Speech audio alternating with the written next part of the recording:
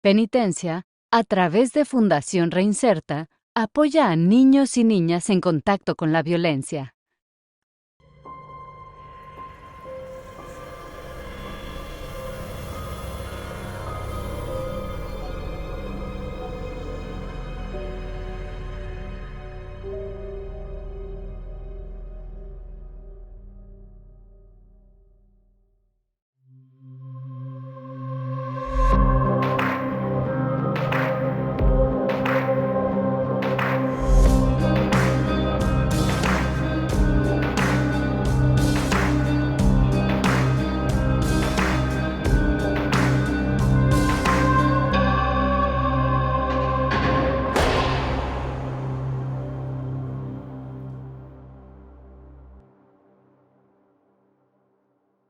René creció en un lugar donde la violencia era el lenguaje de todos los días y el crimen, la oportunidad más rápida para salir adelante. Aprendió desde muy chico que un arma te daba poder y que la lealtad se compraba con dinero y se pagaba con sangre. Escaló peldaños en el mundo del narcotráfico hasta volverse un hombre de confianza, un sicario cuya piel es un mapa de sus 38 víctimas. Pero ¿qué pasa cuando la adrenalina se va y solo queda el peso de la memoria? Esta es la historia de una vida construida sobre la violencia y la pregunta de si es posible algún día dejar de ser el monstruo en el que te conviertes. Bienvenido, René, a Penitencia, este espacio donde traemos micrófonos a la cárcel y escuchamos las historias que por alguna u otra razón de personas que están privadas de la libertad. ¿Cómo estás? El día de hoy estoy tranquilo, permanezco tratando de no meterme en problemas y tranquilo, el día de hoy muy tranquilo. Quiero hablar muchísimos temas contigo porque la delincuencia organizada hoy es uno de los temas más importantes que hay en nuestro país a nivel seguridad. Y tú sabes mucho de la delincuencia organizada, perteneciste a uno de los grupos que en su momento fueron los grupos más importantes de delincuencia en el país. Pero tú ya llevas muchos años en prisión. Sí, llevo aquí en el sistema desde el 2009, fue mi primer ingreso. Exactamente pertenecía a una organización importante. En ese tiempo hizo mucho auge en el Estado de México. Y de la misma razón tuve un puesto importante también en mi zona que me habían dejado. Cuéntame, quiero irme antes de que delinquieras. Cuéntame de ti, antes de la delincuencia organizada. ¿Quién era ese niño chiquito, ese René que quizá jugaba con canicas antes de intercambiarlas por armas? Cuéntame de ti. Mira, ese René empezó no muy bien en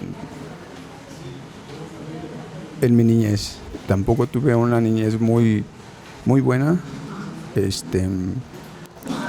Trabajé de muy pequeño.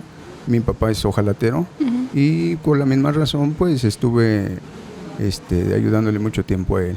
¿Ves? El estudio me gustaba demasiado. Un sueño que yo tenía, quería yo ser veterinario. Órale. ¿Te gustan los animales? Sí. Entonces, pero del municipio donde yo pertenezco, en el lugar donde yo pertenezco, pues siempre hemos tenido ese roce con la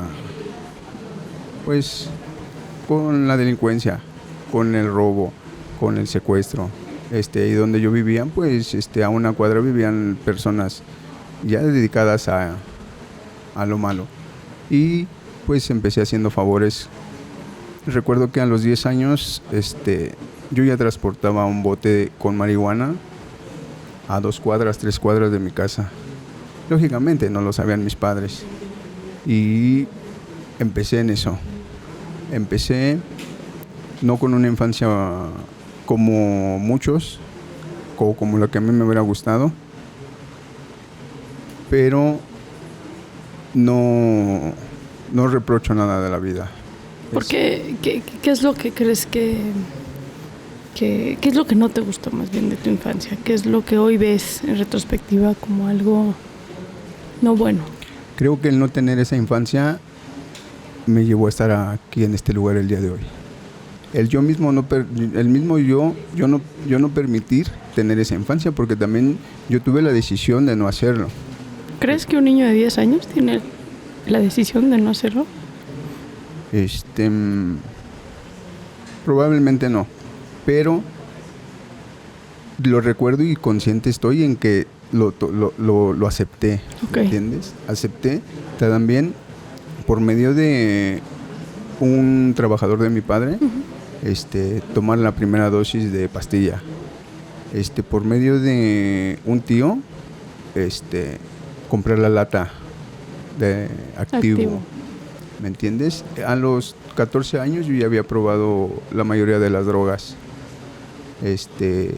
Creo que nunca existió la infancia.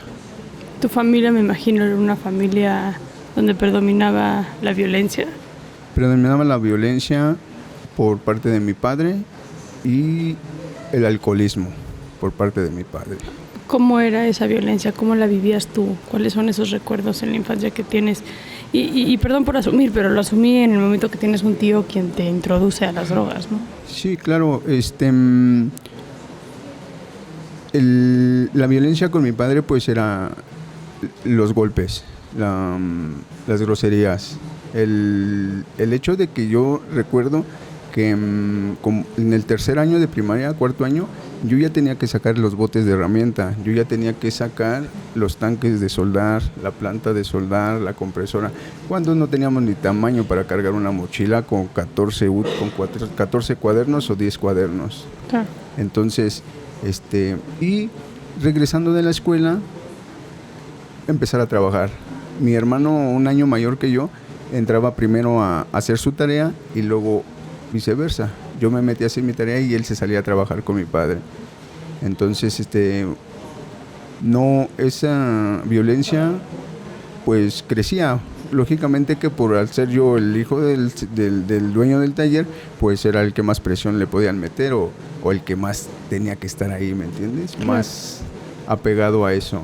Cuando pues mi padre, te comento, había que ir por él a la tienda porque ya estaba demasiado tomado. Cuando los clientes, a los 15 años, me quedé de encargado del taller porque a mi padre lo anexan. Tuvo un anexo de 3 meses. Entonces, a los 15 años asumí la responsabilidad para mantener a mi familia, a mi madre, a mis hermanos. Y no tener esa infancia, no poder aprovecharla. No supe en qué momento me convertí en ese protector hasta para mi familia, porque teníamos un carro para reparar y a mi padre lo anexan. Entonces, yo tener que ir a los 15 años a ver a los dueños de ese carro que me permitieran terminarlo de hacer, porque de ahí dependía mantener a mi familia, a mi madre, a mis hermanos. Entonces, no existió esa infancia y los golpes, la violencia verbal, física, me convirtieron en un caparazón. Yo siento que eso mismo hizo que me hiciera de esa manera. Yo lo he comparado con una crianza como de un perro de ataque, ¿me entiendes? Porque era esto, nos están molestando acá. Oye, ve acá porque ya le pegaron a tu hermano y ahora ve y Defiende. Saca la casta. Exacto. Tráenos de comer. Y si te ganan, decía mi padre, y si te ganan, vienes y te voy a poner otra yo por haberte dejado. Entonces, primero me convierten en eso, en el que yo soy el defensor, en el de que yo protejo, en el de que así me sentía, ¿ves? El de que yo tenía que estar viendo ese lugar que él tenía que haber puesto.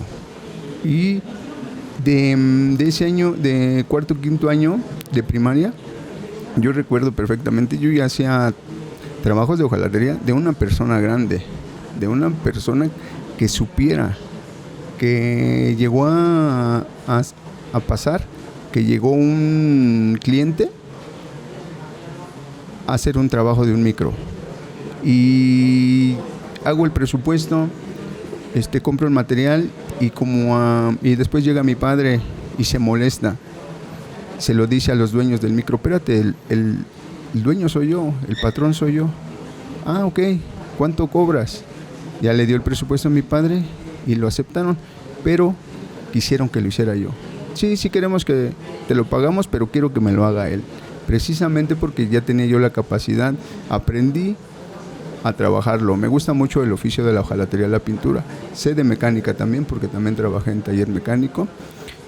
Me gusta mi labor, me gusta mi oficio, mucho, demasiado. Eso es lo que le agradezco mucho a mi padre, que me lo haya inculcado, quizás de la mala manera, no la mejor, no la correcta, pero me enseñó a trabajar en realidad. Me quedo mucho, René, con esto que dices, que es... Me acuerdo de la decisión que tomé cuando moví esa lata de marihuana. Sí. Y yo te cuestioné si en verdad un niño de 10 años toma conscientemente esa decisión. Y tú dices que sí. Mi pregunta es, ¿qué lleva a un niño de 10 años a mover drogas hace 20 años? En ese tiempo te lo puedo decir que era mi padre me pagaba 50 pesos a la semana. Uh-huh. En 10 minutos me los ganaba. Uh-huh. Porque me daban 50 pesos en ese tiempo para yo mover ese bote nada más 2 cuadras, 3 cuadras, ¿ves? Y al contrario, ya estaba con la gente grande, era el más pequeño quizás de ese grupo, pero era el más importante porque era el que yo la llevaba sin ningún riesgo. Ellos sabían que yo trayéndola no había ningún problema. ¿Por qué no había problema? Porque era el que menos iban a sospechar, a cuestionar, quizás porque pues todo el día en el taller era sobre la calle, afuera de la casa. Entonces, imagínate, ellos sabían que yo tenía todo el día afuera en el taller. Nadie sospecharía que yo llevara un bote con marihuana transportándola. Al contrario, pues al verme con las cosas, pues era porque sabían del régimen que traía yo con mi padre, que pues podrían pensar otra cosa, menos que estaba transportando la marihuana. Pues estabas muy chiquito. Sí, entonces eso fue lo menos quizás riesgoso que pude haber hecho. Sí, me imagino. Sí. A los 10 años empiezas a mover entonces las drogas y digamos que ahí empiezas en el mundo de la delincuencia de alguna u otra manera. Sí, porque ya de entonces empiezo a conocer a las personas. En ese tiempo pues había robabancos, robaban Sabritas, robaban Bimbo. No era como ahorita que salen a robar un celular o algo así. Iban precisamente para que les abriéramos las cajas con el soplete de las monedas, al del gas. Era lo más fuerte que hacían. ¿Qué pasaba? Sí. Y pues fue muy... No fue tan difícil porque estaba a la mano. Los vecinos, los de la esquina donde se juntaban, pues no había era la persona correcta que tenía que estar ahí para empezar a ayudarlos a ellos. Y relacionarme con esa gente pues fue en ese momento lo mejor, porque pues ya me consideraban, ya me ocupaban, que era lo más importante en ese tiempo ahí, el relacionarme con ese tipo de personas. ¿Cómo vas entrenándote? ¿Cómo va un niño de 10 años como aprendiendo estas cosas sin estos miedos que conlleva también? Porque yo pienso en un niño de 10 años y pienso que le da miedo la oscuridad. Pienso que piensa que hay monstruos debajo de su cama, que está triste porque quizá no lo incluyeron en el equipo de fútbol. No pienso en, ¿sabes? En el niño de 10 años que le enseñaron a robar, a mover droga, a consumir. Lo mejor para mí en ese tiempo era salirme del taller, era no trabajar. El tener vacaciones en la primaria era lo peor que me podía pasar. ¿Por qué estabas con tu papá? Porque ya era temprano, sacar la herramienta, 10, 11 de la noche para adentro, y si no se acababa el trabajo, pues era responsabilidad de nosotros, del que por qué no nos apuramos, del por qué no salían los trabajos, del por mi culpa no acabamos la chamba. Entonces lo mejor para mí era terminar de trabajar y salirme. ¿Tu mamá qué rol jugaba en todo este, René? Porque ya hablamos de tu papá, pero al final es un papá que de alguna manera los está explotando, a ti y a tu hermano. ¿Qué rol tenía tu mamá en esto? Sumisa, la que no podía hablar, la que no nos podía defender, la que porque le iba de la misma manera, ¿me entiendes? No cuestiono las crianzas de antes, porque así era, o porque así tenía que ser. No cuestiono, no juzgo a mi padre, pero muchas veces mi pensamiento era, aquí me tocó, y aquí me toca, y aquí me tengo que aguantar, ¿me entiendes? No era el de, a mí me da mucho coraje con mis primos, lo llevaban al karate, los llevaban a la escuela, tenían sus vacaciones, tenían sus reyes, y creo que creció en ese tiempo un odio, un resentimiento hacia con ellos, o sea, porque yo no tenía tiempo ni de jugar fútbol, no tenía tiempo y si llegábamos a jugar fútbol, que nos llevaban al campo, pues era porque ya habíamos terminado el trabajo. Claro. Si no existía, olvídate de juguetes, deja de tiempo. Era lo mejor que un vecino con su familia le pidiera permiso a mi papá para sacarnos a dar una vuelta al parque. Ese era lo mejor que podía pasar si lo agarraban de buenas. Si estuviera de malas, era lo peor, porque ya fueron a decir, y entonces ahora te chingo porque ¿para qué les van a contar? El rol de mi madre fuese no sé si puedo decir que sí, no nos defendió, o el que por defendernos igual le tocó esa vida, ¿me entiendes? Mi papá tomado, golpearla, embarazada, golpearla, y en ese tiempo éramos 5 hermanos apenas, defendiendo a mi mamá de las golpizas que le daba a mi papá. Entonces era nosotros cuidarla a ella, era nosotros protegerla a ella. Igual yo creo que he tenido como unos 8 o 10 años cuando ya nos paramos enfrente de mi mamá atrás de nosotros, y le dijimos a mi padre que ya era la última vez que la iba a tocar, porque ya estábamos ya cansados. Siento que no tendría que haberse acostumbrado mi madre, siento que no tuvo que haberse aguantado mi madre,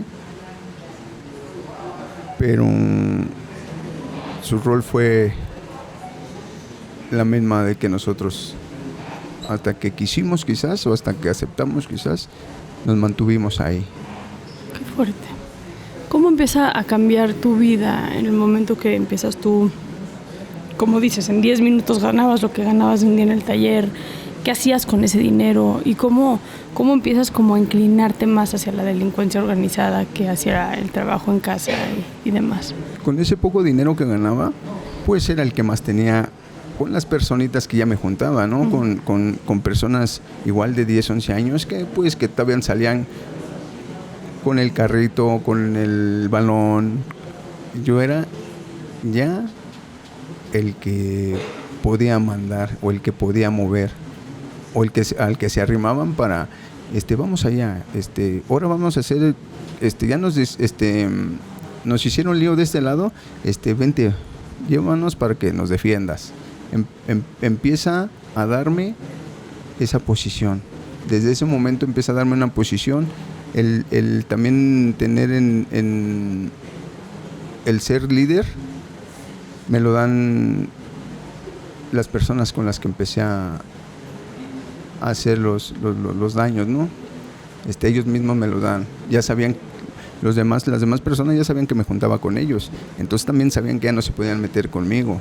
Eso te da fuerza, te da poder, te da el creerte que eres fuerte, el saber que vas a poder mandar y organizar. ¿Cómo era esta vida? ¿Cómo es la vida para un niño ya en la delincuencia organizada? ¿Cómo era un día para ti, por ejemplo, al principio? Al principio fue un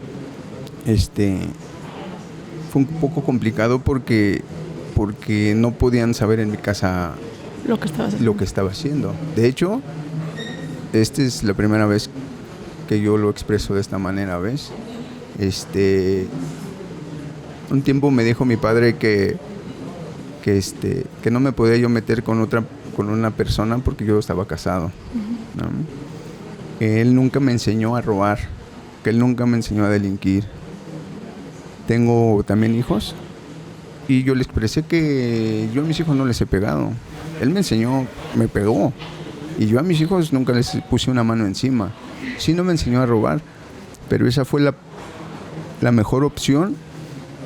Fue el camino más importante y la decisión más dura en saber para dónde me iba a brillar.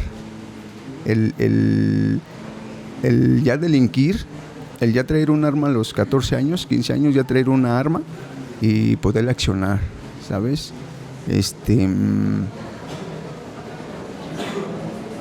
Eso en ese tiempo para mí me daba puntos.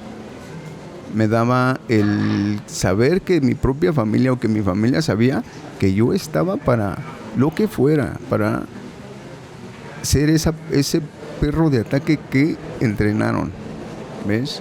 El saber que nadie se podía meter con mi familia porque yo ya conocía a las personas que se relacionaban con ilícitos, con homicidios, con tráfico de drogas.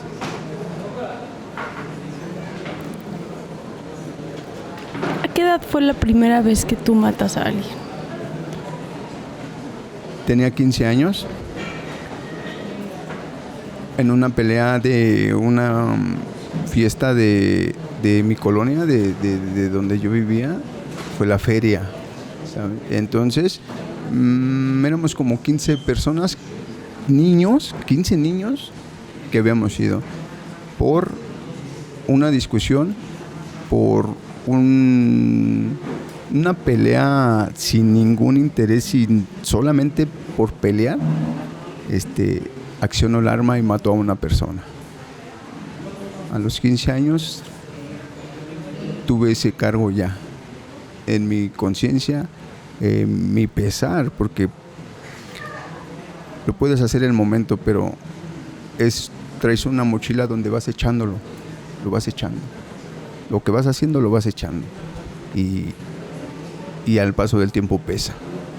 Sí lo careces, entonces. Sí, demasiado. O sea, quienes se dedican a ser sicarios, a matar por trabajo, por decirlo de alguna manera, ¿es algo que cargan con ello? Sí, en mi caso te lo puedo decir que los he visto.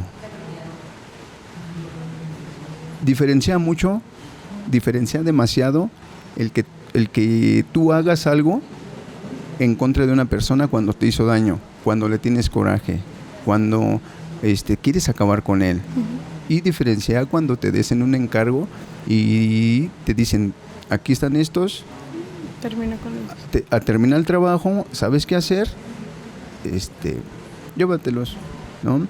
Te los llevas vivos, haces el trabajo, pero no te cuesta tanto porque son personas que ni conoces, son personas que no sabes qué vida han llevado, son personas que no me han hecho nada y es un poquito más sencillo, ¿sabes? Pero me lo decían una vez, qué fácil se les hace a ustedes ir a robar. Me decían, agarras el camino más sencillo, agarras el camino de ir a robar, agarras el camino de meterte en la delincuencia. Créeme lo que hasta para eso tienes que tener demasiado valor, porque quisiera conocer a una persona que agarrara un arma y la accionara haciéndole así tan sencillo. No lo es sencillo, no lo es. ¿Qué opinas hoy de este trabajo que tenías de ser un sicario a sueldo, de ser un asesino a sueldo, de terminar con la vida de las personas? Justo lo acabas de decir, sin conocerlas, sin saber cuál es su historia, sin saber cuál es pues, ese contexto social que tienen, y más bien para ti era un trabajo. ¿Cómo una persona, René, se acostumbra a eso? Los pasos que llevé me orillaron a esto. Conocí a las personas, no lo quisiera llamar así, pero las personas correctas para involucrarme en este asunto. La primera, yo tenía una tienda, un punto, y a mí me levanta primero nuestros rivales, ¿no? En la competencia. Uh-huh. Me levantan la organización contraria, me levantan los contrarios. A mí me levantan, me llevan a una casa de seguridad, me amarran, me encintan, me encobijan y le daban a mi patrón en ese tiempo 24 horas para contestar. Mi patrón no contesta, me dicen que a las 10 de la mañana me van a cortar la cabeza y que la van a mandar a la casa de mi patrón para meter presión, para ejercer esa presión que existía. Entonces pido que me dejen despedirme en ese tiempo de la mamá de mi hijo con la que vivía. Les digo, hazme el último favor. Si va a pasar eso, pues déjame marcarle a la mamá de mi hijo. 9:45 me dan el teléfono. Me dicen, ten, despídete. Le marco a la mamá de mi hijo y le digo que los quiero mucho, que los amo. Yo para esto ya era una persona drogadicta, ya era una persona muy metida ya en el asunto. Entonces, igual de la misma manera, ella entrenada porque tenemos claves, tenemos cuestiones que si yo le digo una cosa, ella sabe a qué me refiero. ¿Sí? Me detenía la policía y me decía, yo le marcaba, oye, ¿qué crees? Que dicen que vendo droga, pero pues me quieren soltar, no seas mala, préstame lo de tu tanda y te lo repongo la semana que cobre. Ya sabíamos que se refería a tanda, ya sabíamos que se refería a lo que está abajo de la Virgen, ya sabíamos lo que se refería a lo de la renta. Entonces, manejas ese tipo de asuntos. Yo le marco y le digo, le doy una clave que solamente ella y yo conocemos. En esa llamada de despedida le doy un nombre que solamente ella y yo conocemos y me cuelga el teléfono, sabe lo que tiene que hacer, le habló al que era mi patrón. O sea, le dijiste, despídeme de tal persona. Le dije que queríamos mucho a John Tomás. Okay. ¿Sí me entiendes? Uh-huh. Entonces, automáticamente cuelga, marca a mi patrón, le dice que lo que está sucediendo, porque esos dos nombres refieren tanto. Me van a matar, está así esto, y muévete de la casa. ¿Sí? Entonces le marcan a mi patrón. Mi patrón pensaba que yo me había ido de fiesta a chingarme la cuenta, ¿me entiendes? Como pues una persona relacionada al vicio, es muy difícil que no estés dentro del vicio. Entonces contesta mi patrón la llamada de estas personas. Dan 500,000 pesos por mi vida y me piden que trabaje para ellos. Trabajamos un mes con ella, con ese grupo, trabajamos un mes.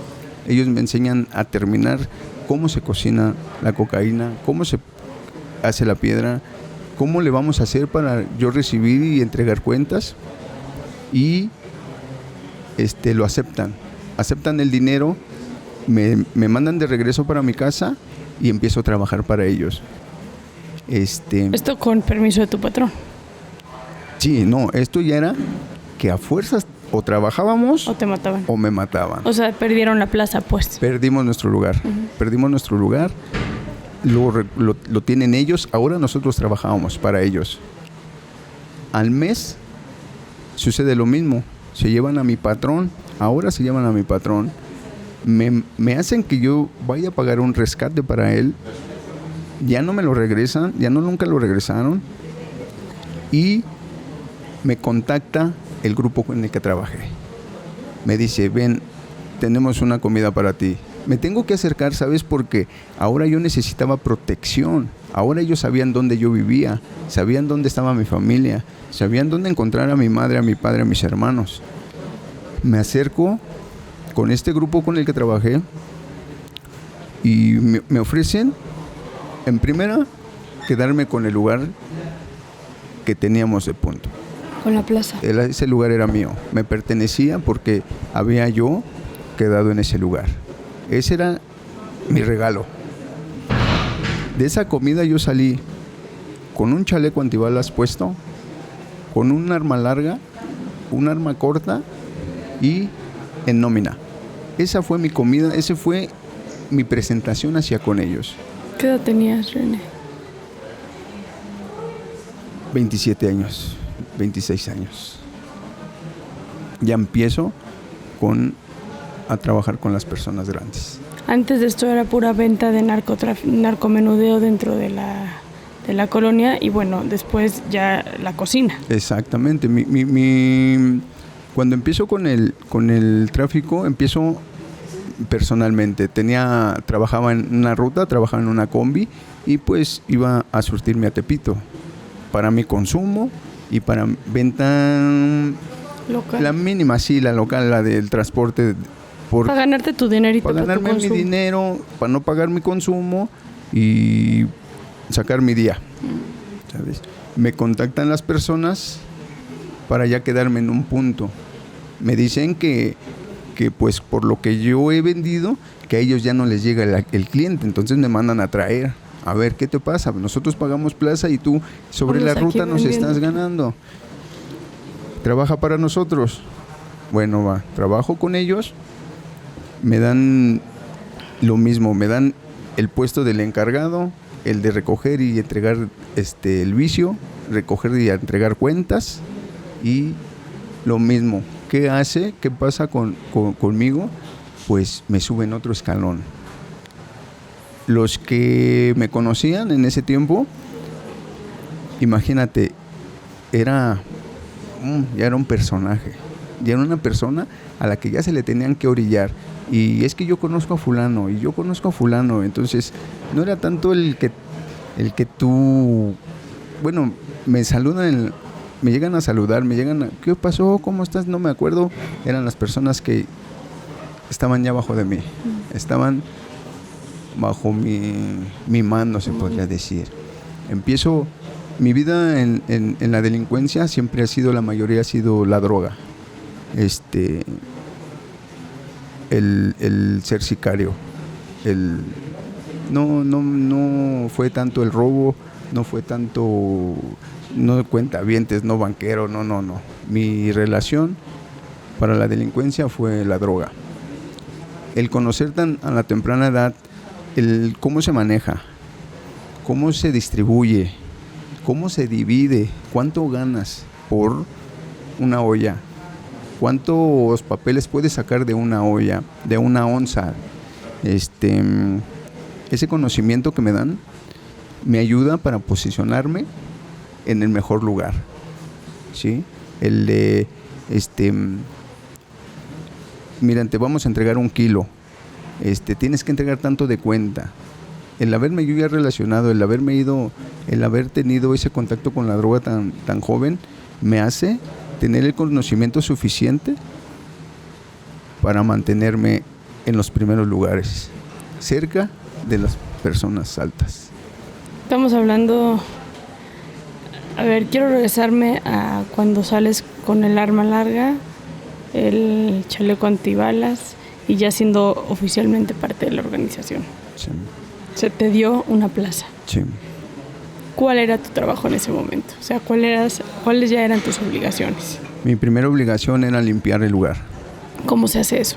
Se hace como todo el tiempo estuve en esas colonias relacionado. Nuestro lugar de venta era de los mejores lugares que podían existir.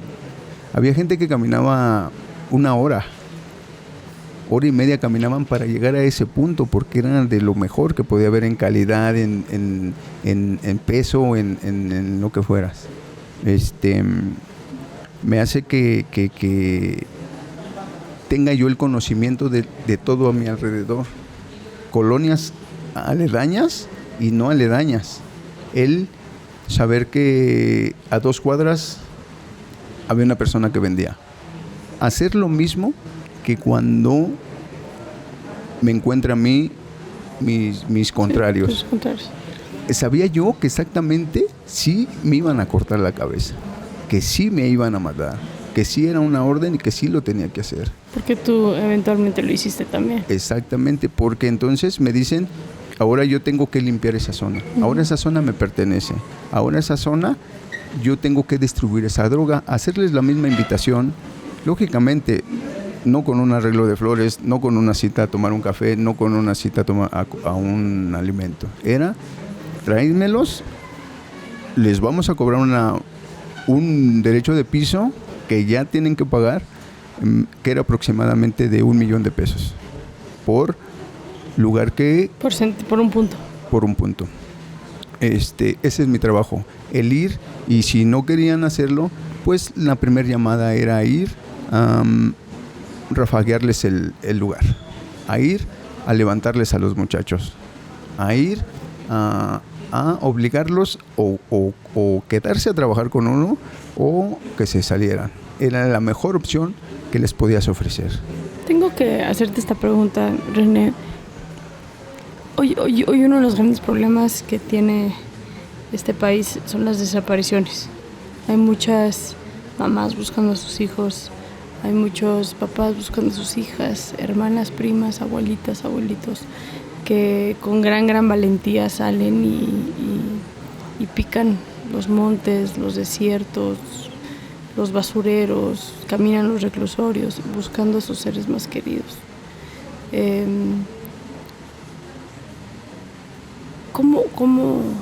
¿Qué hacían ustedes con los cuerpos? En el mejor de los casos, enterrarlos.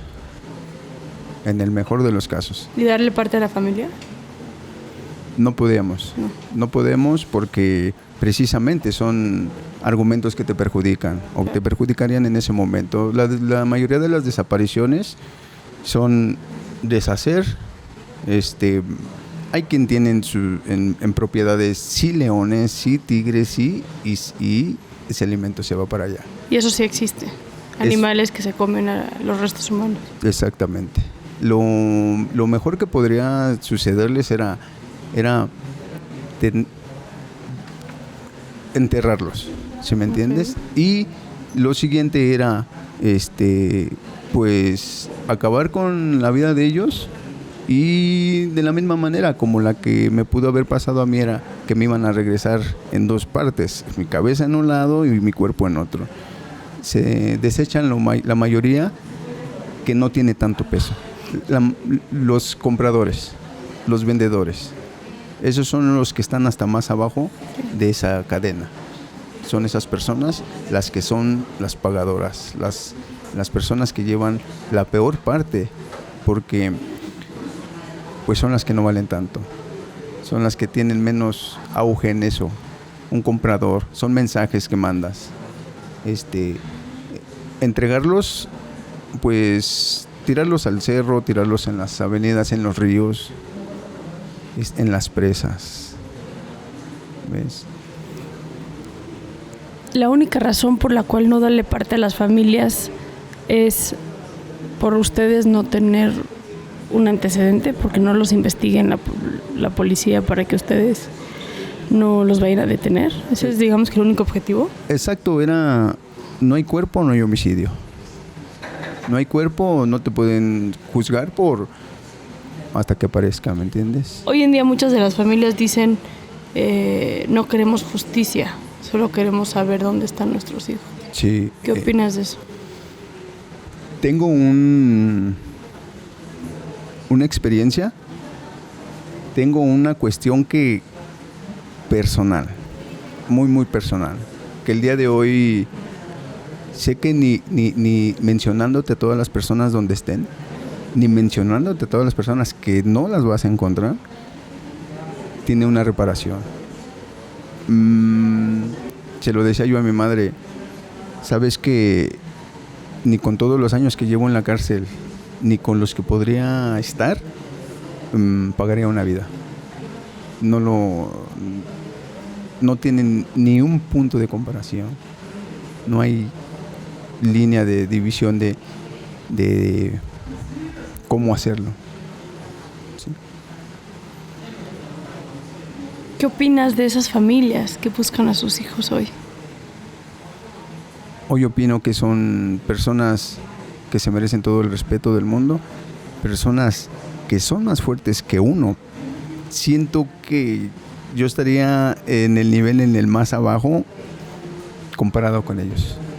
Mi valor de disparar un arma, mi valor de vender, mi valor de tener a gente torturando, no es nada al valor que tienen ellos en este momento. Hoy tengo el tiempo suficiente para ver la televisión, para ver las noticias. Sé por medio de ello como diario salen las mamás buscadoras, las mamás que a partir de también buscar también han llevado el mismo camino, también han llegado al ser desaparecidas también, precisamente para que no te puedan seguir relacionando, o sabemos que están cerca de encontrar y no podemos permitir que lo hagan porque es tu libertad, es tu seguridad, hasta tu seguridad, porque si llegan a encontrar uno, imagínate, es una cadena, y encontrando uno sé que no saldría de la cárcel, yo creo. Hoy todo mi respeto para esas personas. Sé que nadie se lo merece, nadie. Es un trabajo que se tiene que hacer, porque cuando yo estuve en esa posición, lo comprendí que son ellos o eres tú. Porque independientemente de que te manden, de que te lo ordenen, si no lo haces, entonces te toca a ti. Si yo no hacía ese trabajo que ellos me pedían, entonces sabían que yo no era la persona indicada y sabían que yo no servía para eso. Se vuelve una realidad de sobrevivencia en lo absoluto. Se vuelve un juego perverso de los juegos de hambre, básicamente.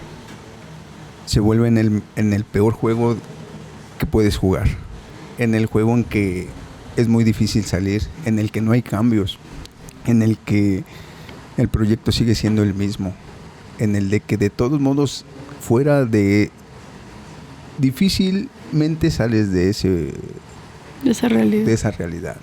O acabas muerto de la misma manera, o acabas escondido, o en el mejor de los casos en este lugar. René, fuiste uno de los 4 hombres de confianza de Beltrán Leiva. Me atrevo a decir el nombre porque ya es un grupo inexistente y sí, es una persona que fue asesinada. Pero lo más importante es, fuiste este sujeto de confianza de este personaje en una era donde el presidente de la República le dictó la guerra, le declaró la guerra a la delincuencia organizada, la guerra contra el narcotráfico, ¿no? ¿Cómo? E incluso hoy hay un secretario de Seguridad, García Luna, que está privado de su libertad en Estados Unidos por todos los actos de corrupción que cometió. ¿Cómo era la relación con las autoridades en este entonces? ¿Se permite la droga? ¿Eran ustedes contra ellos? ¿Estaban coludidos? ¿No estaban coludidos? ¿Cómo era la relación con ellos? Para que tú puedas tener una tiendita, un punto, tienes que estar relacionado con la policía. Tienes que tener lo primero que debes de hacer es relacionarte precisamente para que no te molesten, para que ellos mismos te avisen, ellos mismos te lo pongan a la mano. El decirme, a mí me llaman, sabes que van saliendo del Ministerio Público con una orden de aprehensión a tu nombre. Vete 2 días, ya sabes a dónde, estate ahí y nosotros vamos a traspapelear el documento. Se perdieron como 4 órdenes de aprehensión a mi nombre. Se perdió gente porque la gente tú ibas a demandarme, tú como vecina, que no te gustaba la venta de vicio, que no te gustaba la delincuencia, que no te gustaba el que ya parecían muertos. La misma policía me avisaba, oye, vino fulana de tal casa, de tal domicilio, a demandarte, porque tú eres el que mueve ahí, tú eres el que anda ahí. Entonces teníamos todo comprado, desde el comandante desde el comandante que estaba en turno en la colonia de tu caseta de policía, desde ahí estabas ya comprándolos. Ya los mismos patrulleros les tocaba lo de su día, al comandante le tocaba lo de su día, en los rangos más pequeños.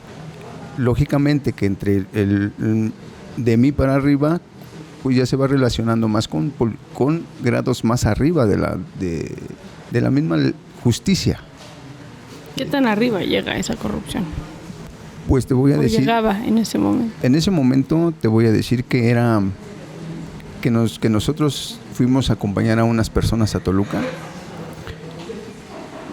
Años antes de que el presidente Enrique Peña Nieto fuera presidente de la República. En ese tiempo era de Toluca, era el presidente de Toluca. Nosotros ya sabíamos... El gobernador de Toluca. Nosotros ya sabíamos que él iba a ser el presidente de la República. Hasta ese grado estás vinculado con la justicia, con la ley, con los comandantes, con los procuradores, con las personas arriba, con los que te daban el pitazo. En ese tiempo fueron a... ¿Cuánto te iba a tocar para poner para su campaña del presidente? Eso sí lo hacían, patrocinar campañas. Exacto. Se patrocinan las campañas, se hacen los acuerdos, porque también hacen qué te va a tocar.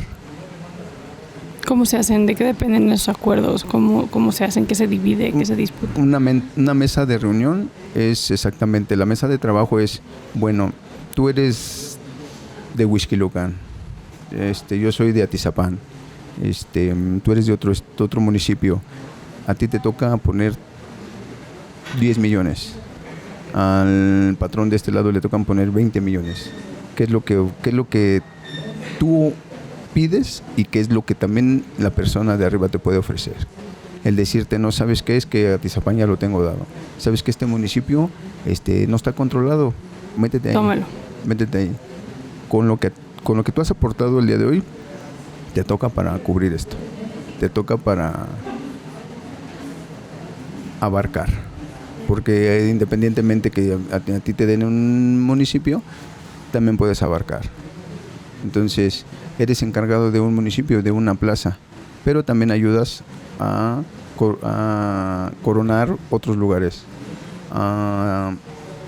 que sean tuyos, que parte de otro municipio, 3, 4 colonias, de las que están en límite con tu municipio, puedas seguir vendiendo en esos lados. ¿Se respetaban esos acuerdos una vez que las autoridades llegaban, seguían esas negociaciones, una vez que los candidatos llegaban a esos puestos? Claro que sí, se respetan, precisamente porque entonces ahí, en ese tiempo había igual, de la misma manera, los mismos acuerdos en muchas ocasiones se firman. En muchas ocasiones, para la delincuencia, era hacerlos efectivos, y si no llegaba a suceder, hacías tu labor, perjudicando, matando comandantes. Al mismo que al que te dio su palabra y no la cumplió, al mismo, empezarle a meter lógica, empezarle a meter el ir a empezarlo a investigar, a empezarlo a seguir, empezarle a tomar videos, fotos, mandándoselas para que sabiera que tú estabas ahí atrás del agua. Los brazos de la delincuencia son muy largos, muy, muy largos. René, era una era también donde se empezaron a ver en México colgados, cabezas desmembradas, cuerpos desmembrados, con carteles. ¿Cuáles eran los objetivos de sembrar este tipo de terror en la sociedad? El primordial era hacer llegar el mensaje. A los contras. A los contrarios, a las personas que no cumplían con esos acuerdos, a las personas que querían pues defenderse, ¿sí? Porque pues no también era fácil, no nomás era llegar y decir, vas a trabajar conmigo, vas a trabajar para mí. No, porque también ellos ya habían luchado también, ellos ya habían tenido sus ganancias, y las producciones que hacían eran, pues no las iban a dejar tan fácil. Entonces también eso es para sembrar el miedo, etiquetarte, porque cada persona, cada sicario, cada persona que se dedica a esto, cada persona que lo hace, tiene su sello, tiene su etiqueta. ¿Sabes? Si llegas a encontrar a una persona con las manos cortadas, sabes quién es. Si llegas a encontrar a una persona que le cortaron la lengua, sabes quién es. De fulano, son de sultano, son personas que ya tienen su etiqueta, son personas que es tu sello de que eres tú. Veo todos tus tatuajes. Platícame de tus tatuajes. Pues todos mis tatuajes tienen un significado. ¿Tienes tatuadas a tus víctimas? Son 38 tatuajes que tengo. ¿De tus víctimas? De 38 personas. De ser una persona está relacionada con el asesinato, con la desaparición. No cuentan nada más los que ejecutaste, cuentan los que mandaste, los que estuviste también, en los que tú vistes, en los que yo te doy ahora a ti la orden de que lo hagas. Ahí incluye una más.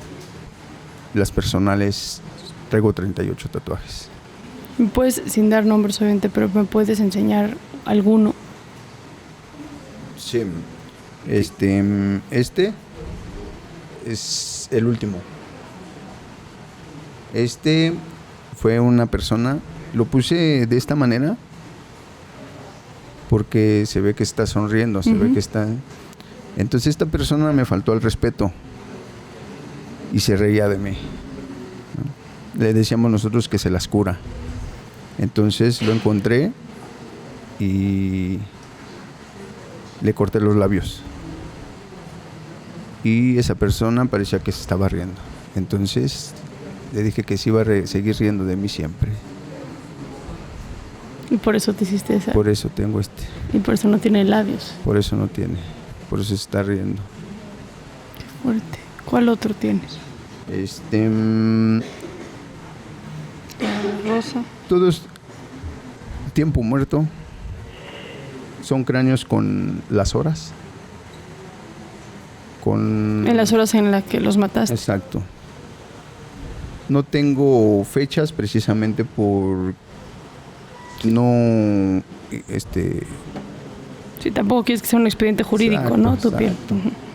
Pero todos están relacionados. ¿Qué te daba tatuarte a tus víctimas? En ese tiempo yo era creyente de la Santa. Ok. Entonces yo se los ofrecía. Yo tenía un altar donde tenía alguna pertenencia de esa víctima. Yo le decía a ella que pues los guiara, que no se quedaran lejos de la persona que seas o de la persona que te creas, porque sí existe, como me lo comentaste hace rato, sí existe el miedo, sí existe el pavor, sí existe el que te paniques porque sepas que van a encontrarte, que lo van a encontrar y que te van a vincular con él. Entonces yo se lo ofrecía, ¿sabes qué? Mira, a ellos mismos se los platicaba. No me has hecho nada, yo no te conozco, es mi trabajo y lo tengo que hacer. ¿Qué necesitas? Te pedían agua, te pedían droga, les ofrecías alcohol, les ofrecías a mujeres, antes de cometer la ejecución, ¿no? Darles, pues, un último deseo. Un último deseo sin serlo, quizás, ¿no? Entonces, Si la persona traía sus esclavas, sus cadenas, se las ofrecía yo a la santa, se las dejaba en su altar, ofreciéndole también que les ayudara a irse, ¿sí me entiendes? Sí. Yo creía en la santa, esa era mi religión, y así era como tenía un poco menos de peso emocional para mí hacer ese tipo de ritual, se podría decir. Claro. Me impresiona escucharte porque tienes una conciencia brutal de todo lo que hiciste y quiero entender también cómo llegaste, René, a hoy estar aquí sentado enfrente de mí hablando con tal responsabilidad de lo que haces. Cuéntame de tu detención, de qué te detuvieron y después quiero que me platiques respecto a tu proceso en prisión en materia de reinserción. Pero vámonos a tu detención primero. Mi primer detención fue en el 2009. Okay. Yo llegué aquí con 7 homicidios, falsificación de billete, delincuencia organizada, daños contra la salud y arma. Okay. Porque ya sabían quién era yo, porque ya tenía yo esa búsqueda. Uh-huh. Ya había dado lata, ya había hecho cosas y ya tenían que pararme. Llego con los 7 homicidios de 7 ministeriales. Esos 7 ministeriales fueron a buscarme a mi casa. Fueron a detener a la mamá de mi hijo. La mamá de mi hijo, consciente de donde estábamos parados, pues se puede decir que se puso abusada. Salió a la calle con mi hijo, le dicen, ya estaban esperándome los ministeriales afuera, le preguntan por un campo de fútbol, el cual está cerca. Y ella, al momento de girarse para señalarles hacia dónde tendrían que ir, ve el carro que le avientan las luces al policía. Reacciona, se jala de su brazo porque ya la tenían detenida del brazo y empieza a gritar que la querían robar. Uh-huh. Se mete a una tienda de abarrotes y me marca. Fíjate que así y así, vienen en un carro blanco y me quisieron agarrar. En ese momento estaba en una oficina con unos señores, con mis patrones. Y pues en el momento lo hicimos, el recibir yo la llamada. En el punto de donde yo tengo mi punto, mi tienda de venta, le marco yo a mis trabajadores y les digo, ¿sabes qué? Me andan buscando ya. Déjense agarrar 2 o 3 porque el que quieren es a mí. Estamos colgando esa llamada y le regresan la llamada. Ya los habían detenido. ¿Qué pasó? ¿Cómo estás? Y le digo, ¿quién habla? No te reconozco la voz. Ah, mira, que es tu chavo, aquí lo traigo. No te preocupes, no les va a pasar nada. Queremos verte, queremos tener una comida contigo, queremos trabajar contigo, queremos, vamos a llegar a un acuerdo, regálanos para un gasolinazo y no te preocupes, no va a pasar nada. Para esto yo ya estaba en la empresa y a mí ya me habían levantado los contrarios. Sí, cómo no, pero ando un poco ocupado. Llegaría como en 15 minutos. Ah, pues pero dame un lugar donde nos podamos ver. Yo le dije, pues tengo que ir solo, pensando, haciéndoles creer que no sabía. Claro, te estás haciendo del güey, incidente, claro. ¿no? Me dicen, mira, pues nosotros estamos ahorita aquí parados en tal lado, aquí te esperamos para comer. Ya estaban las 2 camionetas cerca de ellos. Ya se les había dado la orden en dónde iban a ir a ver a estas personas. Los recogen. Lógicamente libero a mis trabajadores. O sea, gente tuya los levantó, sí, a estas personas. Cuando estas camionetas los encuentran, pues lógicamente los recogen, me los llevan a donde estábamos nosotros, vendados, de ojos y de boca, me los ponen enfrente junto con... Yo estaba con una reunión, habíamos 6 personas. y los ponen enfrente y les preguntamos que para quién trabajan. No, somos policías ministeriales y somos esto y bueno, ¿qué necesitan? No, pues estamos trabajando, vamos a buscar una persona. Entonces nosotros los engañamos y les decimos, si no me dices para quién perteneces, te vamos a matar, porque nosotros trabajamos para fulano, haciéndonos pasar por los contrarios. Patrón, qué bueno que trabaja. Yo también trabajo para la empresa. Yo también, mire, traemos, ya denos una hora y les traemos a fulano. O sea, a ti. Sí, denos una hora, patrón. Yo también trabajo para esa empresa y mi patrona era una mujer en la que en ese tiempo estaba amando. Dame una hora y te lo traigo. Andamos buscando a fulano. Y yo estaba enfrente de ellos. Entonces, trabajamos para esta mujer y somos de esta empresa y... sí. Les quitan las vendas de los ojos, los desatan y les dicen, ¿conoces a alguien de los que está aquí? Me ven. Era yo el que andaban buscando. Si hubieran llevado a mi esposa, a mi hijo, no me los iban a regresar. No hubieran corrido con la suerte. Porque ese tipo de presión es la que se ejerce para que dobles las manos. ¿Ves? Con suerte o no sé, no agarraron a la mamá de mi hijo. Entonces tampoco los podíamos regresar. Porque ya sabían o ya los habíamos levantado, ¿ves?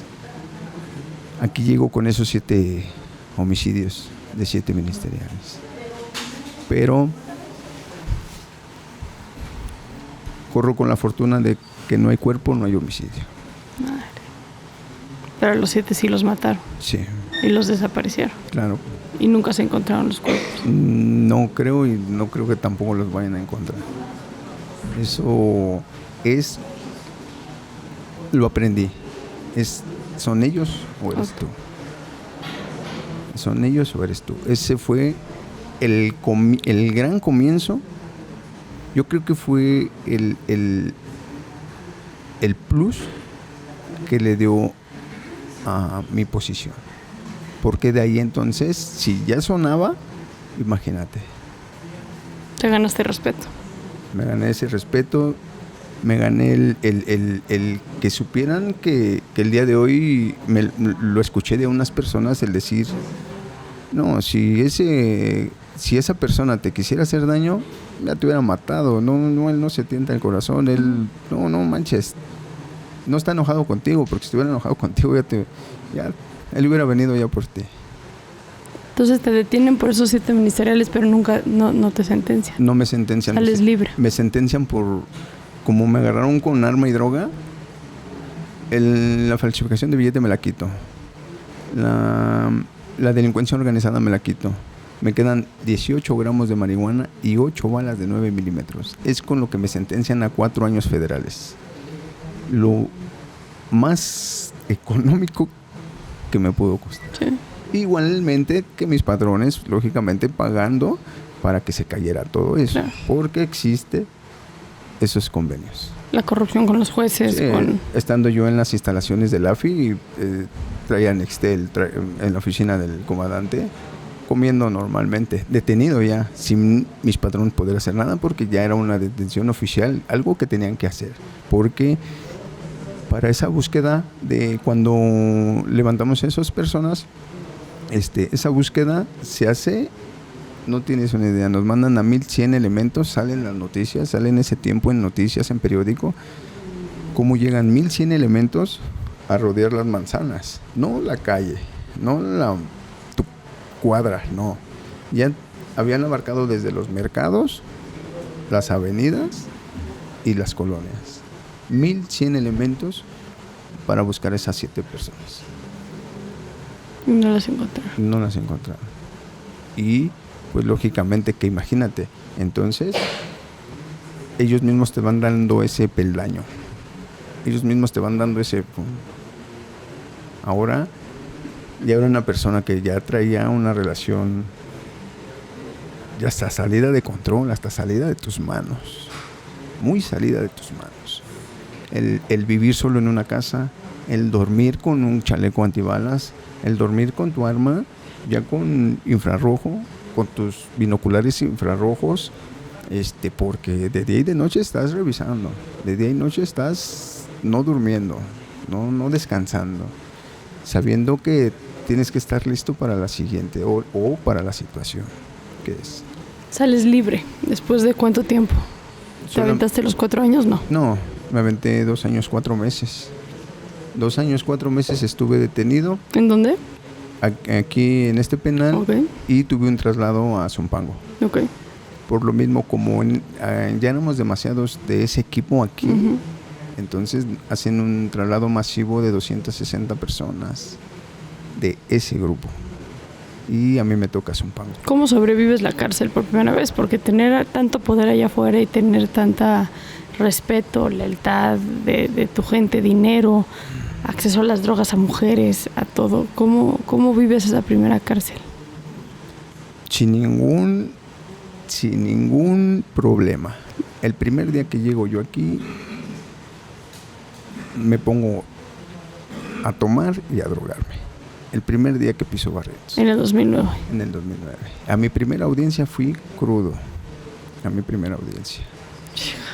El tener esa posición me llegó a hacer el que, a partir de que yo llegué, empezaron a mandar los apoyos aquí adentro.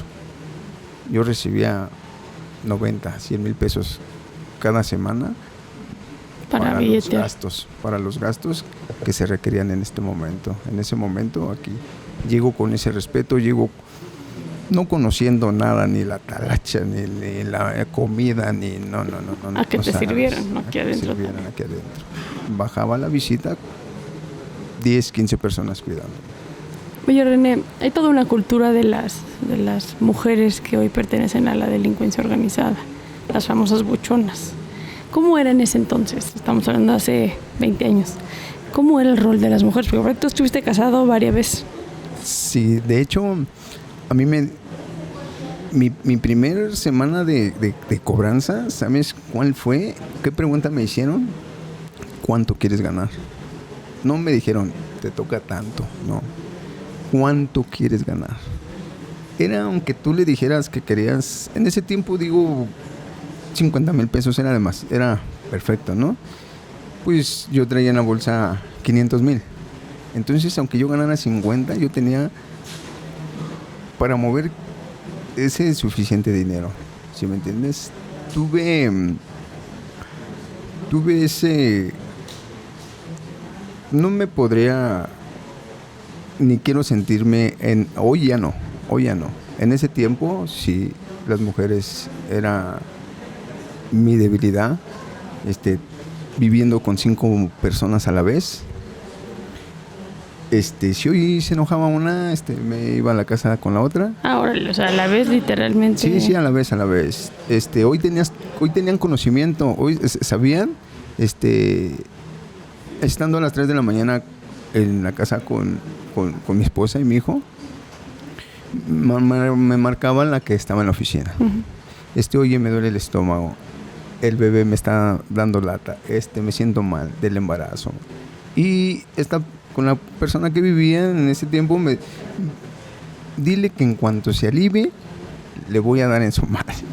Sí. Ahorita vete para que la vayas a atender. Llévala al doctor, llévala a cuidar y dile que nomás se las voy a guardar para cuando se alivie. Madre. Conscientes en que estaba con otras personas. No había ningún problema. Las visitas aquí, imagínate. Hoy me visitaba la mamá de mi hijo, mañana la mamá de mi hija y para la otra semana cambiaban. Me daban cierta cantidad de allá afuera y les repartían los gastos a cada quien. Oye, ¿le puedes hablar a fulana? Dile que ya estamos aquí afuera para entregarle lo de su gasto. Les entregaban a cada quien su gasto. No había ningún problema. Mujeres, en ese tiempo no era tan marcado como hoy las buchonas, no, la misma tecnología, el mismo cambio del día de hoy, ya no es lo mismo que en ese tiempo. En ese tiempo, en los programas que eran de Big Brother, de La Casa de los Famosos, las de la hora pico, eran lo que en ese tiempo se manejaba. Había patrones que íbamos a eventos donde cerraban salones, donde cerraban rodeos, y veías a las personas que salían de esos programas. Eran las personas que, esas mujeres eran las que en ese tiempo tenían el auge para con los patrones para la delincuencia. Hoy hay demasiado, hoy creo que más es la fama lo que quieren ganar. En ese tiempo, entre menos te conocieran, era mejor para ti porque tenías más vida. No podías quemarte tanto, no podías presentarte tanto, no podías, como hoy, grabarse, mandando videos, no sé. Hoy todo eso mismo, ellos mismos hacen que se perjudiquen. Eso es su peor arma que tienen, ¿me entiendes? La no discreción. La no discreción. René, ¿qué es? Te sales de la cárcel, pues sigues delinquiendo. Sí. ¿Cuándo vuelves a regresar a prisión? Regreso, salí en el 2011, regresé en el 16 por robo con violencia. Me detienen con 3 armas, me ponen a disposición porque íbamos por una nómina de 13 millones de pesos. Vuelvo a caer a la cárcel, me involucran un poco con todavía la delincuencia, me involucran un poco todavía con lo que debía, porque déjame decirte que tampoco puedo llegar a los lugares en donde yo estaba. Uh-huh. Llego todavía tratando de vincularme con otros procesos, buscándome con mi apodo, buscándome con mi clave para poderme todavía meter más. Porque te digo, a la fecha del día de hoy, si alguien lo busca, puede encontrar. ¿Ves? Siendo que ya pasaron demasiados años. Caigo en la segunda cárcel aquí, pero por robo por violencia. Por robo con violencia. De esta nómina. Cuando dices nómina, ¿a qué te refieres? ¿De otro grupo delictivo o de una empresa? De una empresa, era una empresa de transporte, pero también se dedica todo tratando de relacionado con la delincuencia, porque es lavado de dinero. Salía un cheque del distrito, se iba a Querétaro, una persona en carro con 2 escoltas atrás, sin más, un carrito común. Pero nosotros nos dan el pitazo, como es de lavado de dinero, nunca va a existir un acta levantada. No van a denunciar el robo. No, al contrario, ¿ves? Lo van a dejar perder, y si se le pierden otros 10, no tiene ningún problema. Me encuentran con las 3 armas, porque en un operativo ya en la salida, me encuentran el operativo y pues nos detienen. Nosotros íbamos en moto, me detienen con el chofer. Y esas 3 armas me las quito en el municipio. Me recapturan y me meten cohecho. Cohecho no es un delito grave. Hasta para eso tienes que tener ese conocimiento, porque sabes que son los delitos, sabes que cuáles pesan y no. Cuáles no, claro. Entonces dices, no, cohecho no es delito grave, me lo quito en el MP igual. Me recapturan y me meten con robo con violencia. Pero para mi buena suerte, la persona que dice que lo robo y los policías que me meten a disposición al MP caen al mes aquí. Los policías también. Por secuestro. Por secuestro, claro. ¿Por qué? Porque se dedicaban a eso. Porque yo, las 3 armas yo ya me las había quitado. ¿Me entiendes? O sea, ellos sabían perfectamente que no me iban a poder joder con eso. Entonces tú también ya vas con ese conocimiento. Si sabes que traes un arma de grueso calibre, pues las tiras. Si sabes que son armas en ese tiempo, las 38, las 32 no eran armas que... exclusivas del ejército. Sí, eran lo más barato que tenías, ¿ves? Entonces ya vas tú preparado para lo que pueda pasar. Uh-huh. Entonces ellos se dedican, mi esposa en ese tiempo va y ve a la persona y le dice, mira, sabes que no te robaron, sabes que lo que pasó, ni te quitaron el teléfono, ni te robaron, ni nada. Lo que hacía esta persona dijo, mira, te voy a dar el teléfono de mis licenciados, arréglate con ellos y a ver qué es lo que quieren. Mi esposa les marca y les dice, oye, ¿qué pasa? Pues tú sabes que no fue así, pues quita la denuncia. Y le dicen, sí, tráete 1,500, es lo que te puedo agendar una cita. Y cada que tú vengas a verme, tráete 1,500. Eran personas extorsionadoras de la misma manera, ¿sí me entiendes? Estas personas levantan a otro cabrón, lo levantan y le dicen lo mismo a su esposa. Señora, tenemos a su esposo con tanta droga, con tanto esto. Tráiganos dinero y lo vamos a dejar ir. La esposa se pone abusada, le marca a la policía y les dice, ¿sabes qué? Traen a mi esposo unos comandantes y dicen que les dé dinero. Perfecto, lo cuadran. Entregan el dinero. La persona que dice que robó recoge el dinero y le camina. La policía antisecuestros, pues lógicamente lo agarra. Llegan los que me ponen a disposición a quererlo rescatar y le dicen, no, espérate, es que es mi chavo. Y, es tu chavo, sí, pásenle también, aquí traemos a la persona que ya los demandó y llegan al mes aquí por secuestro. Lógicamente que salgo absuelto. ¿Por qué? Porque en ese tiempo, a partir de que yo caigo, hay personas que me reciben. Y cuando yo caigo en la segunda, pues lógicamente también me dan un cargo. También llego no a conocer nada, llego posicionado. Desde el MP ya habían marcado para que me recibieran. Llego posicionado sin ningún problema y yo empiezo a yo apuntar a los ingresos, ¿no? Acomodarlos en las celdas. Tú eras el encargado de decir, tú vas en esta celda, tú vas en esta celda. ¿Y de qué dependía en qué celdas iba? Dependiendo, sí, por lo que vinieras. Era que me robé un Oxxo. No, tú vete a esa, ahí no hay tan. No, pues vengo por secuestro. Espérate, pásale para acá. Tú vas algo más exclusivo y más caro. Porque por lo que caigas, vales. Tenías dinero. Exacto. Entonces, imagínate. O sea que los grandes delincuentes que hacían más dinero tenían mejores privilegios. Claro que sí, porque tienen cómo pagarlo y pues se trabaja diferente, claro, ¿no? Si vienes por secuestro y homicidio, vales más. Bueno, en ese tiempo, ¿ves? Entonces, entonces yo les empiezo, pero ya de mis primeras audiencias me grabo los nombres de ellos, porque pues en la audiencia te lo mencionan como 5 veces los nombres. Me grabo los nombres de ellos, de quien según robé y de los policías. Y entonces, pues cuando caen, los recibo, ¿no? Y ¿cómo te llamas? No, pues fulano. Dale. Ay, espérame, a ver. Me suena. Espérame. ¿De dónde eres? No, pues de tal lado. Le marco en ese momento a mi esposa. Oye, dame todos los datos de esa persona. No, pues esas, porque ya lo habían ido a ver, ya lo habían visto físicamente, cómo era. Pues es así y así y así, trae tatuajes así, un tatuaje en el pecho que dice fulano, así y así. Bueno, ¿qué crees? Que acaba de llegar. El mejor acuerdo para ellos en ese momento fue que me sacaran absuelto. El mejor acuerdo para ellos fue, no les iba a pasar nada hasta que yo saliera. Y lógicamente me aventé un proceso de 9 meses y salí absuelto.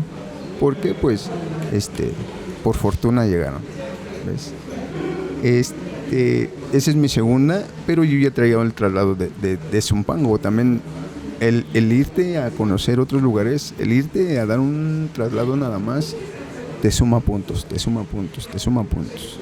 Ya no eres el ingreso, claro, ya eres el traslado. Ya conoces. Sí, ya traes otra cana también. Y, lógicamente, por recomendaciones de aquí, pues me reciben perfecto en otro lado. Perfecto, sin ningún problema. Tercer, cuarto día, pues yo ya estaba vendiendo el vicio. ¿Tienen el control con eso? Sí, con eso tienes el control. Hay quienes tienen el control con la economía, con el dinero, yo con el vicio. ¿Cómo es que empieza este proceso de reinserción? ¿Consideras que llevas un proceso de reinserción? Hoy quiero tomarlo de esa manera. Hoy quiero tomar esa reinserción. Hoy no soy una persona renuente. Hoy sé en el lugar que estoy parado. Tengo los pies firmes en donde estoy. El tiempo que me falta. o lo que pueda suceder. ¿Sí me entiendes? Hoy consciente estoy en que quiero esa reinserción. Quiero que hoy para mí sea la mejor oportunidad que he tenido en demasiado tiempo. ¿Por qué, René? ¿Por qué ahorita? ¿Qué pasó? ¿Qué te hizo reflexionar y no salir y regresar a hacer lo que hacía siempre? La soledad. ¿Cómo te llegó la soledad? Porque parecía que estabas bastante acompañado. Precisamente en este lugar te vienes a acabar todo lo que tienes o lo que nunca tuviste, porque esa es la realidad. Yo me acuerdo mucho que me decía mi madre: oye, hijo, la señora de esa esquina dice que te cambia tus 2 camionetas por su casa, ella se va a ir de aquí, dale tus 2 camionetas y quédate con esa casa. No, yo voy a comprar algo bien, yo no voy a tener algo más chingón que eso, no, ¿ves? Entonces, hoy aquí se acaba el amor, el dinero, la familia. Yo me lo acabé con ese no entender, con ese sentirme la persona que me quería sentir, porque imagínate el ya tenerme miedo a mí, el tener ese, ver cómo la gente se espantaba, ¿me entiendes? El decirme, no, es que esa persona pues no te quiere ver, güey, porque siente que te lo chingas, el decir, soy cabrón, o sea que eso es el mejor premio que yo pensaba tener. Hoy me acabé la salud de mi madre. Mis hijos no los conozco. ¿Crecieron lejos de ti? Crecieron lejos de mí. Yo le decía a mi madre, el estar aquí, madre, no creo estar pagando ni una sola vida de lo que he hecho. Me dice mi madre, pues fíjate que ya lo pagaste y con creces. Porque no conoces a tus hijos. No sabes ni qué color de ojos tienen. No conoces a tus nietos. ¿No los pudiste llevar a la escuela lo que tú pedías a gritos? Lo que tanto padeciste. No lo hiciste. Y aún así siento que eso no es el pago de lo que he cometido. La soledad, hoy el tiempo que llevo lo llevo solo. Marco a mi casa, agradezco que me tomen la llamada. ¿Quién te la toma? Mi madre. Un par de hermanos pues no quieren saber de mí aún. Menos pues las mamás de mis hijos, ¿ves? Mucho menos mis amantes. Son las personas que yo creo que hoy no me rechazan las llamadas. He tenido oportunidad de marcarles y espero 2 tonos, 3 tonos o 2 oportunidades. Si no contestan, no molesto. Hoy ya no molesto. Hoy sé que les tengo que dar también esa libertad. Hoy sé que les tengo que soltar ese lazo. Ellos saben que yo con la mano en la cintura, con una llamada, podría ser que me tomaran la llamada, ¿me entiendes? Pero hoy ya no quiero eso. Hoy yo no quiero que me tengan ese miedo. Hoy no sabes cuánto es el subirte al transporte, porque también lo ocupas. Porque en una cosa es que te puedas esconder, es en el transporte público. El que te vean y el que escondan sus monederos, el que escondan su teléfono, el que tan solo se bajen de la unidad por miedo. Hoy quisiera no haberme convertido en esa persona. No reniego de lo que fui, no puedo cambiar el tiempo, el pasado. Creo que no me arrepiento de lo que hice, no por ser egoísta o no por sentirme cabrón, sino porque todo lo que me ha pasado es la persona que soy hoy. Es mi esencia, soy yo. No le tengo que demostrar a nadie ni lo bueno que soy, ni lo malo que soy. Hoy busco esa reinserción, quizás también lejos de mi familia, porque yo ya les hice demasiado daño. Yo sé que mi madre está en casa, que mi madre duerme sus 8 o 10 horas, pero sé que piensa en mí. Y ¿tu padre? Mi padre, te voy a decir, cuando contesta el teléfono, no es grato escuchar cómo lo hace, ¿ves? ¿Qué quieres? ¿Qué pasó? No está tu mamá, marca al rato. ¿Ves? Sí, papá, que Dios te bendiga, te amo. Sí, marca al rato porque ahorita no está tu mamá. ¿Ves? El que no lo puedo juzgar porque no quiero ser como él. No, lo que él piense, lo que él sienta, lo que, si me tiene coraje, si me tiene ese rencor por el lugar en el que estoy, por la persona en la que fui, él tomará la decisión. Yo no se lo tengo que hacer ver, porque yo aquí llegué a pensarlo de esa forma, en el que yo ya no puedo arrastrar a la gente, en el que mi proyecto de vida es salir, irme a otro estado, a otro lugar, que ya prácticamente todo está complicado, ¿me entiendes? Ya todo el lugar, la mayoría está complicado, pero sí donde comience una vida nueva, donde ya sé que esos lujos, esos privilegios, no quiero que existan. Ya no quiero tener el dinero fácil. Decía mi madre, no es gripa para que se te quite, pero sé que sí, cuando tomas la decisión lo puedes hacer. Entonces hoy no culpo a nadie. Hoy, si ellas están alejadas de mí, es por algo. Hoy, si mis hijos no me quieren ver, es por algo. Y con eso me quedo y los respeto tanto que no voy a salir a preguntarles que por qué no me quisieron ver. No ¿Por qué crees que te odian tanto?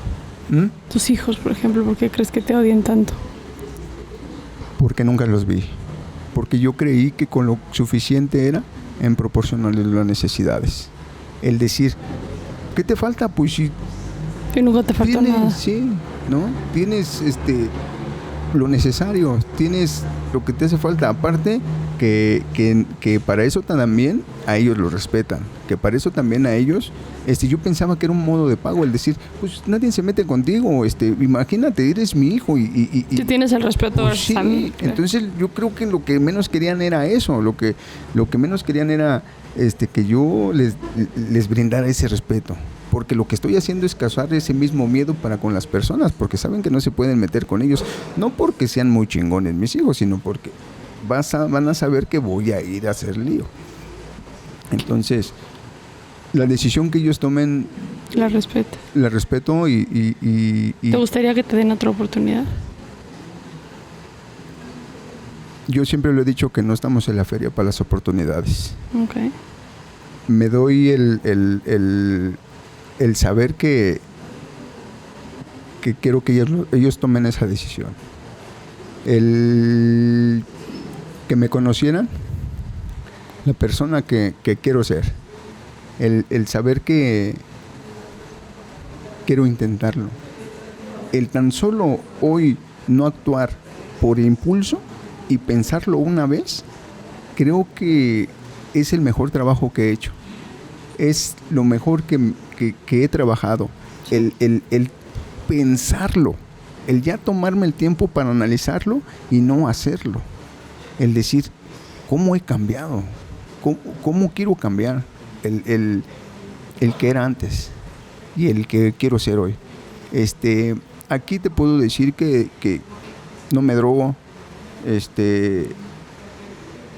Trato de no meterme en problemas. La cárcel la haces tú.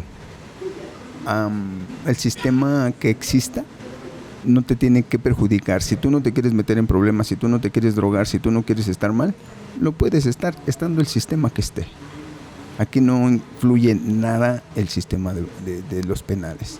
Eres tú, es personal. Es personal el decir, hoy lo quiero hacer así. Sí, tú vives tu cárcel, tú determinas cómo juegas. Exacto. La cárcel y qué provecho le sacas a la cárcel. Sí. ¿Tienes contacto con alguna de tus hijas, con alguno de tus hijos o con nadie? Tengo contacto con las hijas de mi último matrimonio.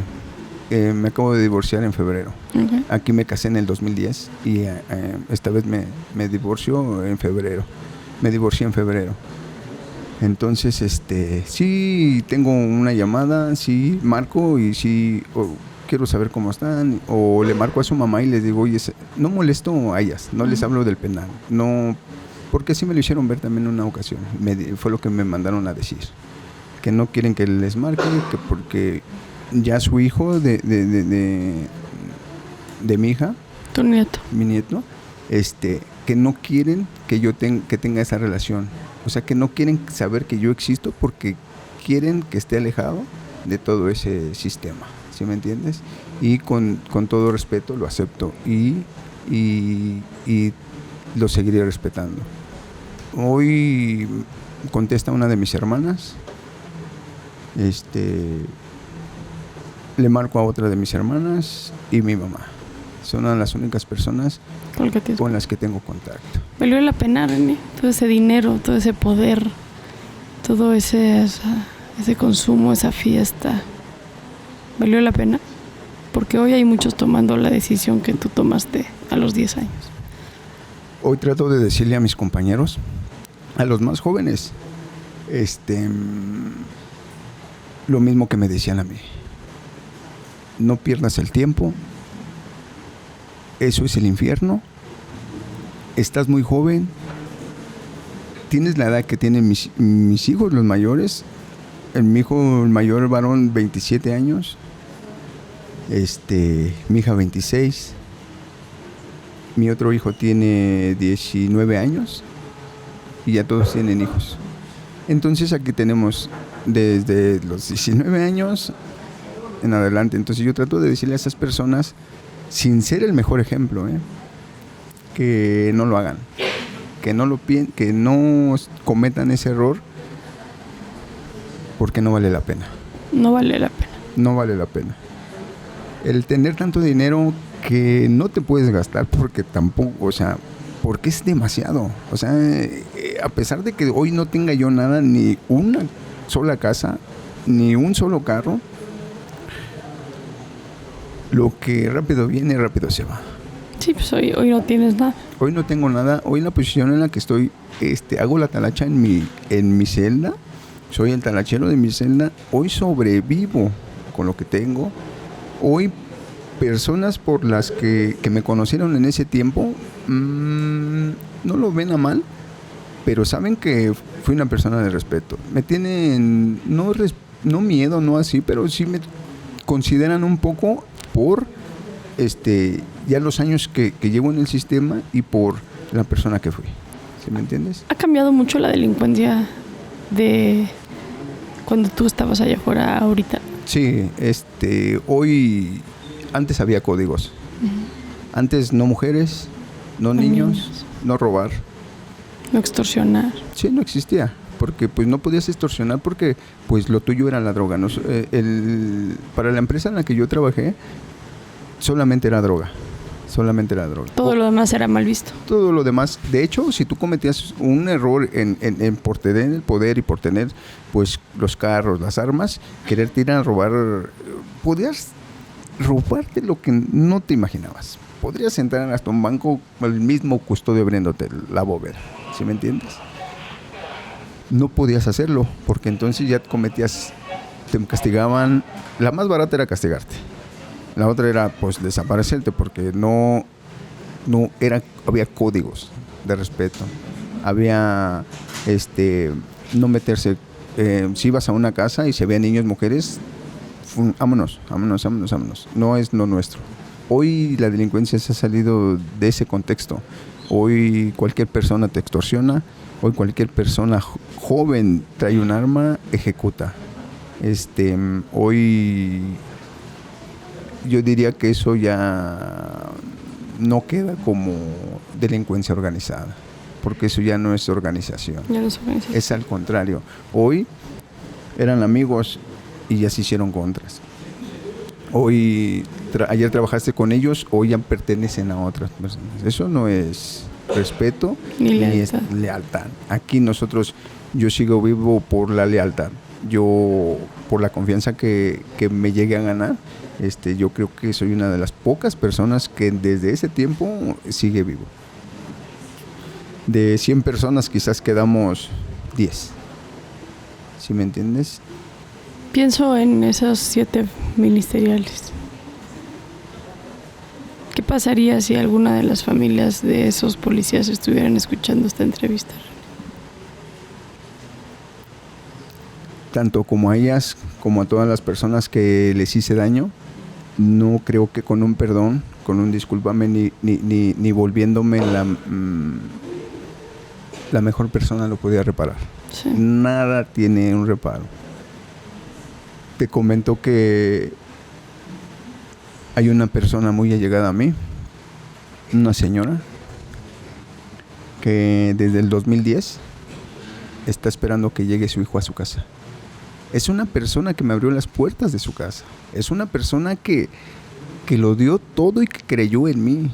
Es una familia que lejos de juzgarme, me dieron esa oportunidad de hacer mi vida, de tenerlo más cercano a un hogar. Y decirle que esa persona a los 3 días que no lo encontraron falleció. Y esa persona no sale de su casa menos los fines de semana, porque dice que si llega su hijo y no lo llega a ver, o sea, que no la va a encontrar. Ella no va a una fiesta, o sea, no sale que vamos a los 15 años, vamos, no. Esa persona se mantiene esperando a que su hijo llegue. Y su hijo no va a regresar. Su hijo no va a regresar. ¿Por qué sabes eso? Porque cuando él comete él le dan una oficina, como se le nombra. En ese tiempo le dan una oficina. O sea, una plaza, Le dan una tienda, una casa con carros, con armas, con droga, para empezar a trabajar en ese punto. Okay. Estas personas, pues, nunca habían visto tanto dinero junto. Y se deslumbran. Cometen el error de llevárselo. Y me marcan y me dicen, ¿sabes qué? ¿Qué pasa? No sé, desconozco. Aparte de que no puedes meter las manos al fuego por una persona, porque también te involucras. Y me dicen, pues lo vamos a encontrar. Hermano, haz lo que tengas que hacer. Me marcan al tercer día y me lo dicen. Ya los encontramos, son 7 personas, están en tal lado, en una camioneta. Ahí los puedes encontrar, si te lo quieres llevar. No tuve las palabras, no tuve el conocimiento, no tuve cómo platicárselo y decirle, ¿qué cree? Sí, esto pasó. Pasó esto con su hijo. Y a la fecha no le has podido decir. Porque la persona que yo creía que yo era, la persona que yo creía que era el más cabrón, el con más valor, me di cuenta que no existe, que solo es un parapeto, que solo es un escudo, que solo es una concha que te creas para que no te hagan sufrir o para que no te lastimen. No pude decírselo por cobarde. Por primera vez supe que era cobarde. ¿Tú crees que se pudiese hacer algo, René, con las madres buscadoras respecto a que puedan encontrar a sus hijos? Con gente como tú que esté dispuesta quizá a decirles dónde están sus hijos. Claro que sí se puede. Claro que también hay gente que ya se cansó. Hay gente que ya es suficiente, ¿ves? Hay gente que, como el día de hoy, que ya lo perdí todo, ¿qué te queda? ¿Solamente sanar algo? ¿Solamente tratar de ayudar? Si el día de hoy en mis manos estuviera hacerlo, lo haría. Si hoy tuviera la libertad, me sumaría a ellas a buscar. A sus familias. A sus familias. Sabiendo el riesgo que también corro. Sí. ¿Qué sentencia tienes? Traigo una sentencia pequeña, 5 años, 8 meses. ¿Cuándo te vas? Me faltan 2 años. 2 años, 2 meses me faltan para compurgar esta, pero tengo un adeudo. Caí aquí con brazalete y debo 2 años de brazalete todavía. Entonces te faltan todavía unos 4 años. Unos 4 años todavía me faltan para poder compurgar. Hoy no sé si exista, no tengo un licenciado que me ayude quizás a mover un documento. Hoy no tengo alguien que venga a darse una vuelta para que pueda verlo. Consciente estoy en lo que me falta. y quisiera ya que hoy mismo irme. Pero sé que estoy aquí por algo, sé que tengo que pagar aún y